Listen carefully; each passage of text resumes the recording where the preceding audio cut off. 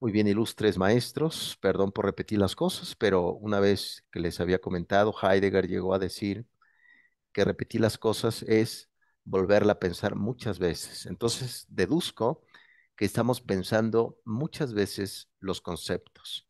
Las lecturas que vienen por ahí, ilustres maestros, en la plataforma son lecturas ricas, sabrosas, como si fuera un churro, tomar con café, etcétera, así tan rápido, pero precisamente es parte para que podamos comprender de qué va el proceso de el periodo en México. Hace poco, bueno, ha tenido también varias versiones. El Colegios de México sacó por ahí en el año 2000 un tratado de historia de México. Hace poco adquirí un libro de una nueva versión. Claro está, una reimpresión 2017 de Historia de México. Entonces ahorita estoy revisando lo que es la historia de México, el periodo preclásico, clásico y posclásico, como se conoce. Y todo este tipo de recorrido nos hace entender que a lo largo de la historia en México ha habido propuestas también desde la política. Recuerden que toda parte de nomos, como se dice en griego, norma, surge a través de la intención de lo que se puede hacer y cómo se puede ir construyendo. Hoy es la última sesión de políticas educativas y procesos institucionales y me parece que ojalá se lleven un buen sabor de boca en este recorrido que ya hemos hecho. Analizamos ya lo que fue la fundación de la Secretaría de Educación Pública en 1921. Vasconcelos, un abogado oaxaqueño, por el cual llevó a cabo pues el propósito de que todos pudieran leer. Este tipo de dificultad ha existido a lo largo del tiempo. Por ello, actualmente ya con la nueva escuela mexicana, con el nuevo prototipo, el nuevo plan curricular 2022, se habla de nuevos procesos, de fases dentro de los grados. Se habla también cómo poder trabajar una educación basada en proyectos, una educación siempre reflexiva. Pero ahorita vamos a ver también este tipo de dificultades. Aquí vemos a dos profesores del ITAM, por el cual el profesor Carlos, la profesora Marta, nos brindaron este texto que se llama Crecimiento de la desigualdad educativa, signo de interrogación. ¿Hacia dónde vamos en temas de la educación? Que ahorita lo vamos a revisar ya para hacer el cierre y vayan ustedes viendo más allá los tipos de documentos que vienen de la plataforma, por ejemplo, el derecho a la educación. Sabemos muy bien que hubo sin fin de circunstancias que a lo largo del tiempo han suscitado mucha dificultad. Por ejemplo, en Italia, a partir del siglo XX, existió un filósofo llamado Giovanni Gentile. Giovanni Gentile fue uno de los ideólogos del fascismo. ¿Qué significa esto? Que el sujeto no existe como individualidad. No existe Juan Carlos, Enrique, la maestra Aide, no existe como individualidad, sino como masa. Y como masa se debe de ver a un sujeto. Pues no es así. Al final de cuentas, recuerden que cuando uno se educa, no es para que cambie el mundo, sino al sujeto mismo, a ti, donde estás. Date cuenta precisamente por qué vivo así, por qué estoy viviendo de esta forma. Eso es precisamente el propósito de todas las políticas educativas que se va a ir dando a lo largo de este recorrido y de este proceso. Y también pues hagan propio la literatura, ilustres profesores, para que puedan ir dando siempre pautas. Muy bien, ya nuestra sexta sesión última de estas asesorías. Vamos a ver el tema de la desigualdad, si realmente existe o simplemente es un espejismo de un desierto que se mira a lo lejos, pero en verdad, pues simplemente son pequeños vistazos, speculum, como se dice en latín, espejos que no demuestran la realidad. Muy bien, ¿quieren comentar algo, ilustres profesores del doctorado?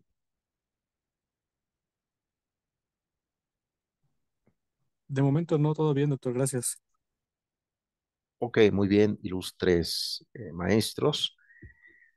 Si ustedes le echan un vistazo, les compartí por ahí parte del mensaje en el celular, el marco curricular 2022, se hablaba sobre el punto de vista de que el constructivismo esta idea que surge de Jean Piaget desde el origen de la epistemología genética en la psicología del niño.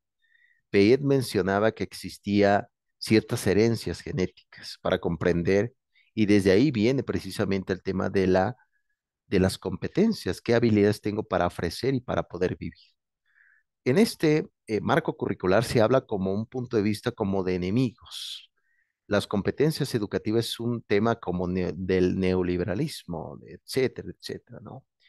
La cuestión es que a veces la mayoría de los sujetos tratan de salir de sus comunidades, irse de ahí y poder pensar un mundo desde también la urbe, pero esa urbe también tiene sus grandes vicios.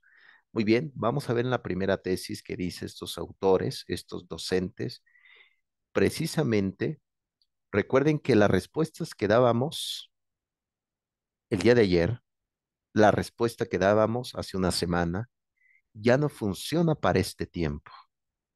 ¿Por qué razón? Porque los problemas tienden a cambiar, tienden a ir mutando y a veces los consejos que se daban, por ejemplo, los abuelos, los padres, ya no funcionan para este tiempo. ¿Qué significa esto?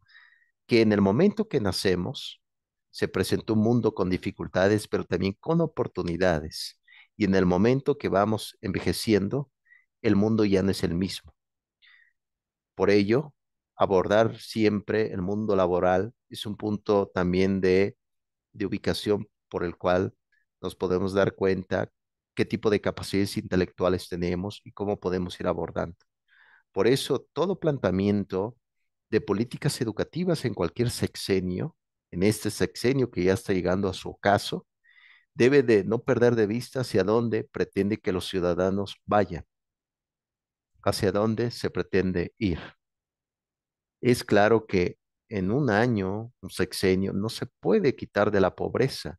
Hay dos tipos de pobreza actualmente, una pobreza material que cuesta, lastima, y hay otra pobreza dentro de nosotros mismos, intelectual. Yo cómo puedo ser mejor, cómo puedo crecer, no es posible, yo no me lo puedo merecer. Todo eso es un tema también hasta si podría decir psicológico. Por eso en esta lectura, que ahí viene en el libro de Gilberto Guevara Niebla, dice los autores que actualmente vivimos un mundo de mucha dificultad, ¿no? Entonces, por ahí vimos en la noticia que el núcleo de la Tierra se ha detenido, qué va a pasar con el tiempo, el planeta Tierra viaja a toda velocidad en el universo, y qué estamos haciendo nosotros en tema social. Por eso es importante que no lo pierdan de vista los tres profesores. Muy bien, los autores de esta lectura nos avientan dos variables, dos líneas, dos acciones, dos segmentación, precisamente para que a partir ya de lo que fue en el 2020, en marzo, 23 de marzo, cuando se empezó ya a surgir este éxodo escolar, surgió precisamente la idea de cómo podemos, cuáles son las dos acciones de este sexenio que podemos ir trabajando en temas de desigualdades educativas, si realmente existe desigualdad, simplemente es una fantasía. Aquí precisamente para poder, supuestamente la propuesta política de este sexenio era elevar las becas para los estudiantes, porque se ha pensado que el único problema es que no hay billete, no hay dinero. Yo dejo la escuela por el billete. Curiosamente, ahorita vamos a ver una estadística que menciona todo lo contrario, que los estudiantes se han ido no por simplemente por la falta de dinero, sino otras variables que ahorita lo vamos a ver. Por ello, surgieron dos propuestas, dos líneas de políticas, beca de estudiantes y que la educación superior sea obligatoria. Ya lo hemos visto en este tema de lo que se ha comentado. Muy bien, prosigo, ilustres maestros. Muy bien, becas para estudiantes.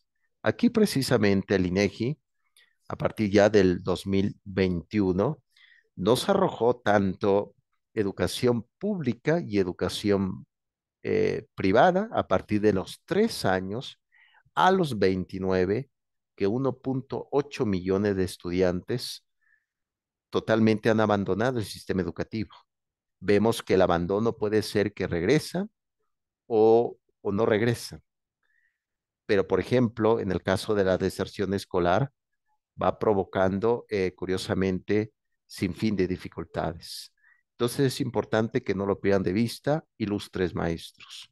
Muy bien, permíteme tantito, ilustres maestros, espérame tantito.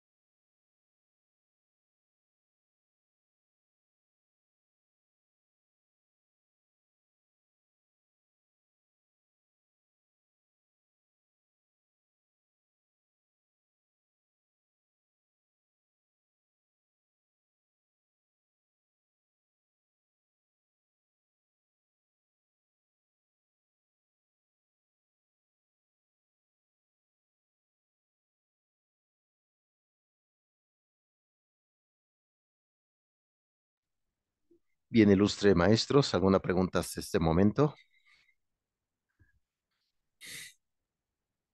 No, ninguna, profesor. Todo bien, doctor. Excelente, muy bien. Todo normal. Una disculpa, me fui a seguir un perrito que andaba por acá, andaba destruyendo todo. Una disculpa, tuve que seguir este perrito, pero muy bien, ya estoy por acá. Bien, entonces aquí el INEGI del 2021 vemos que pues hubo un abandono del sistema educativo. Eso es peligroso, en efecto, pero también eh, es importante. Por ahí hemos visto también ciertas estadísticas que luego en la noticia, el Universal, etcétera, sacan sobre las carreras que no tienen pues tanto éxito aquí en México, etcétera, ¿no?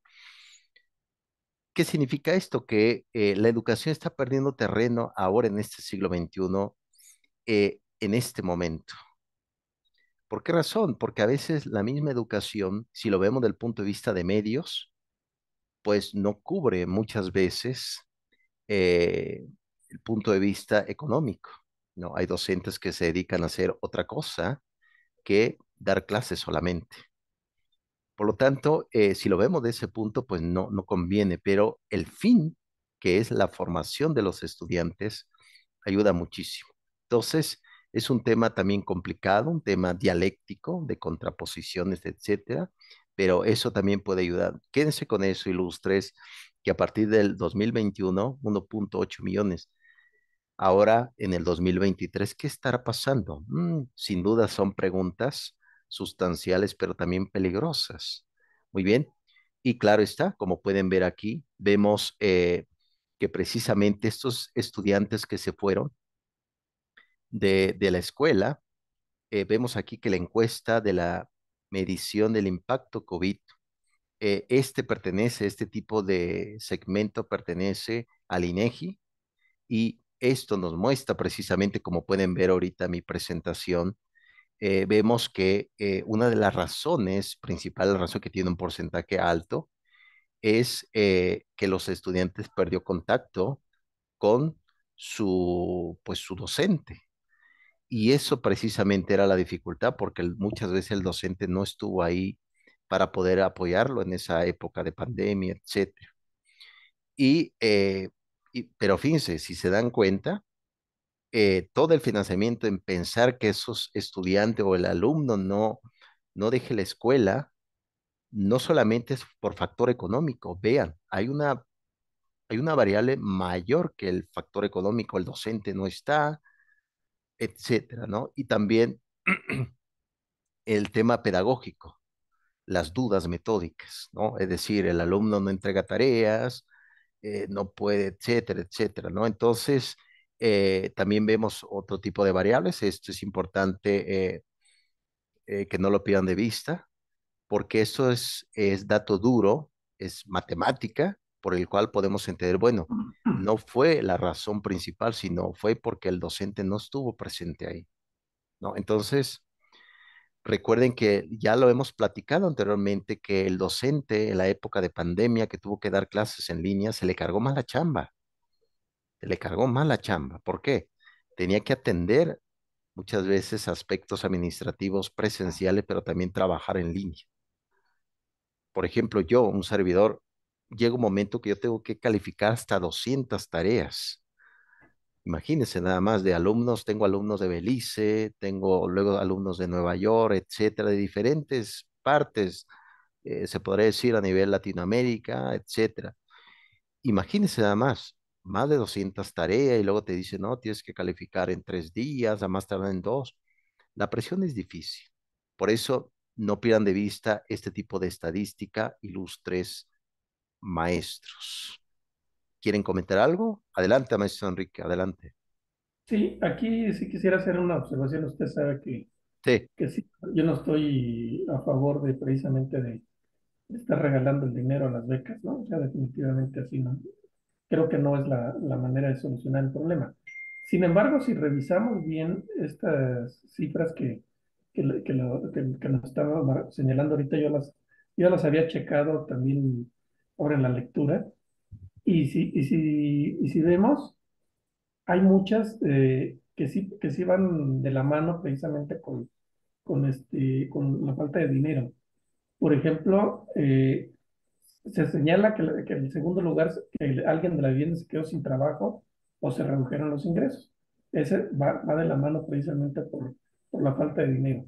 En tercero, que la escuela ese no tanto, pero el cuarto también la carencia de computadora, otro dispositivo de conexión a internet también va de la mano con dinero. Entonces, si agregáramos al octavo lugar que se menciona la falta de dinero, o el noveno, pues tendríamos que meter octavo, noveno, segundo, cuarto lugar. O sea, estamos hablando de que prácticamente sí estaríamos arriba de casi un 40%, que sería el motivo. Lógicamente la solución no, desde mi punto de vista no es el otorgar las becas nada más por darlas, ¿no? Ese sería el comentario. aprecio ilustre, maestro Enrique, siempre es apostillado más que sustancioso. Tiene razón. Ese porcentaje indica también muchas cosas. En- Ustedes vean en aspectos prácticos de la vida cuánto cuesta una computadora, ¿no? Hace poco, por ejemplo, un servidor llevó a dar mantenimiento a mis computadoras, ¿no?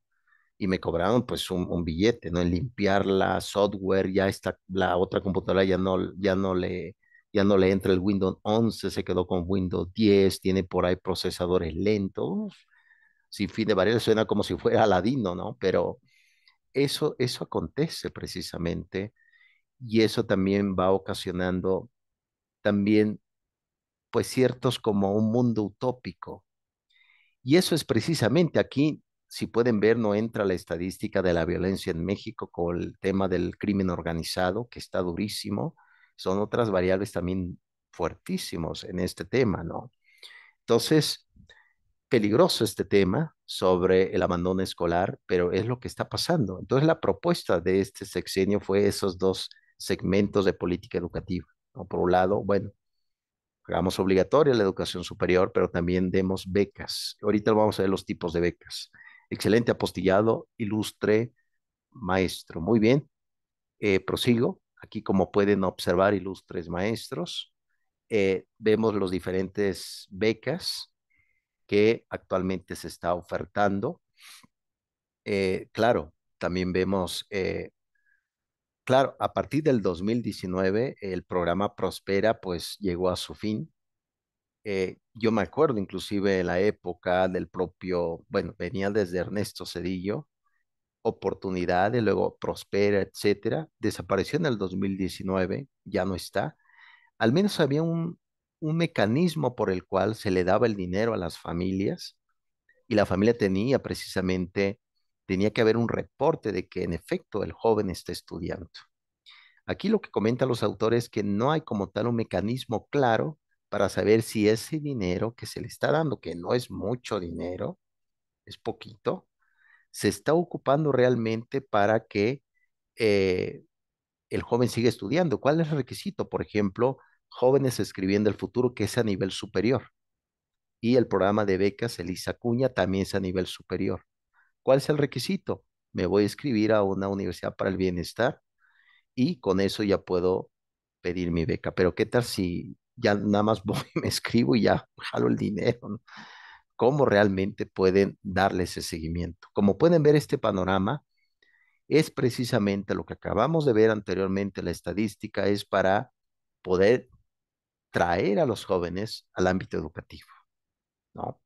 Esto es precisamente lo que ustedes pueden ver. Claro está, pueden ver las estadísticas en esa lectura que el profesor Enrique ya la ha estado revisando. Hay diferentes como presupuestos mayores, se habla de millones. Ahora sabemos que para el 2024, que se va a poner muy interesante el asunto, quién va a ganar, si realmente esos programas van a seguir vigentes, escuelas, por ejemplo, eh, la escuela de tiempo completo, sabemos que desapareció, hay algunos estados que todavía sigue vigente, la escuela es nuestra, y sobre todo este tipo de universidades que hemos visto que son extensiones universitarias, que surgió a partir del 2019, ¿no? Entonces, esto es precisamente el panorama, ilustres maestros. Como pueden ver, es como si fuera una voz del futuro que viene hacia nosotros. La cuestión es que, como lo comentó en su momento el profesor Eduardo Andere, él ha escrito varios textos, por ejemplo, La educación en México, un fracaso monumental, pone en signo de interrogación el profesor Eduardo Andere, hace sin fin de estadísticas a partir de Felipe Calderón, y resulta que sí hay financiamiento en la educación. La cuestión es que no podemos tampoco determinar las voluntades personales. ¿Qué significa esto? Que hay un desencanto en el ámbito educativo. Si, por ejemplo, yo puedo ganar a lo mejor más en la construcción, siendo, por ejemplo, como se dice, media cuchara, primera cuchara, maestro, puedo ganar más. Pues ¿para qué demonio me dedico a la filosofía? No hago filosofía trabajando. Si realmente vemos como fin al dinero, pues les tengo una mala noticia, maestros. La educación universitaria no es suficiente. Esa es la mala noticia del día de hoy. Usted puede decir, oye, profesor, estuvo leyendo a Nietzsche, ¿qué le pasa? Leyó a Schopenhauer, está loco, ¿qué está diciendo? En efecto, hay un desencanto actualmente en el ámbito educativo. Hay un gran desencanto. Muchos jóvenes están obteniendo mayores ingresos que como si tuvieran una carrera. Yo lo he visto, lo he visto. Ejemplo, hace poco un servidor y mi esposa, tenemos por ahí un proyecto, hemos consultado a algunos maestros y nada más para hacer una pequeña cimiento, 30,000 de mano de obra. Dices tú, Dios mío, mejor me dedico a construir esto. ¿Qué pasa? Eso es precisamente el panorama que estamos viendo. No es que realmente, y eso es importante, y eso es subjetivo, es decir, es opinión mía. No necesariamente que el alumno no tenga a veces la oportunidad o sí la tenga, simplemente no quiere porque está ganando más dinero en otro tipo de dimensión laboral, ¿no? Eso para que quede en este día de la reflexión. Muy bien, ilustres maestros, ya nos quedan 2 minutos. ¿Qué les parece si salimos? Volvemos a entrar ya para ir finalizando. Quiero escuchar sus reflexiones finales y ahorita nos vemos. Claro que sí. Claro que sí, doctor, gracias.